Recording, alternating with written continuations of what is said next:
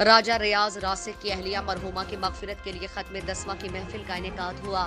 گجرات سے ہمارے نمائندہ دریس احمد کی خصوصی رپورٹ کے مطابق سینئر صحافی راجہ ریاض راسخ، جیو نیوز اور general secretary Gujarat press club کی اہلیہ محترمہ جو قضاء الہی سے انتقال کر گئی تھیں، ان کے ایصال ثواب کے لیے مرغزات ٹینکی گراؤنڈ مسجد میں محفل پاک کا انعقاد ہوا۔ محفل کا آغاز تلاوت کلام پاک سے ہوا، جس کے بعد نعت شریف پڑھی گئی۔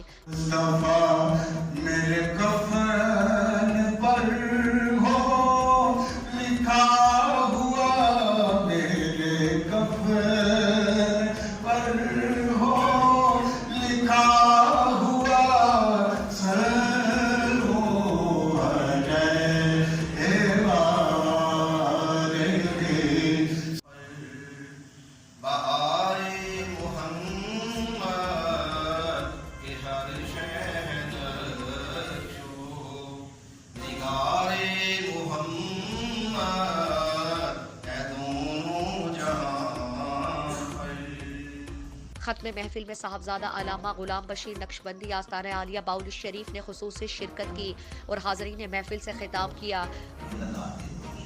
دعا زخموں کے لیے مرہم ہے، دعا مایوسی سے نکال کر شاہراہ امید پہ گامزن کر، دعا لا علاج امراض کے لیے شفا ہے۔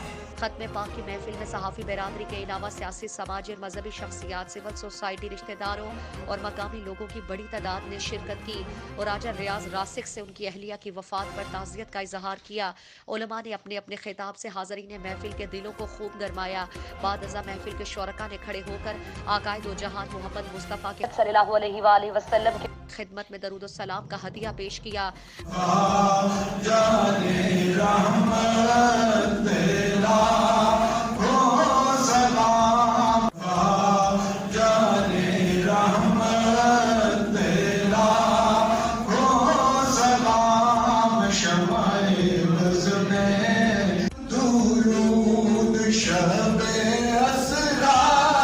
مرحومہ کی بخشش اور بلند درجات کے لیے صاحبزادہ غلام بشیر نقشبندی نے خصوصی دعا فرمائی۔ الہی موت سے پہلے ہمیں بخشش عطا فرما، موت کے بعد عذاب قبر سے نجات عطا فرما، موت کے بعد عذاب قبر سے نجات عطا فرما، قیامت آسان فرما دے، پریشانیاں دور فرما دے، زندگی کے ہر قدم پہ اپنی مدد اور رحمت عطا فرما۔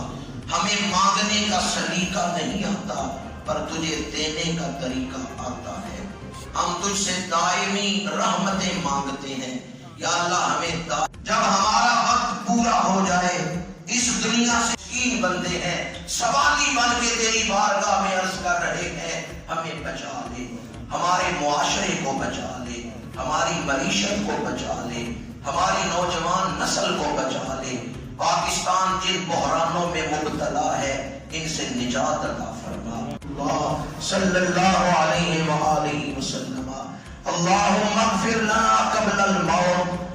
جو اعمال حسنہ کیے گئے انہیں تیری پاک بارگاہ میں پیش کرتے ہیں، درجہ قبولیت عطا فرما۔ صلی اللہ تعالی علی رسولہ خیر خلقہ سیدنا و مولانا محمد وعلی آلہ وصحبہ اجمعین۔ مہمانوں کے لیے کھانے کا اہتمام بھی کیا گیا تھا۔ راجہ ریاض احمد راسخ نے دعائے مغفرت کے لیے آنے والے تمام معزز احباب کا دلی شکریہ ادا کیا۔ ان کا کہنا تھا کہ اپنوں کے خلوص اور غم گساری سے بہت حوصلہ ملا۔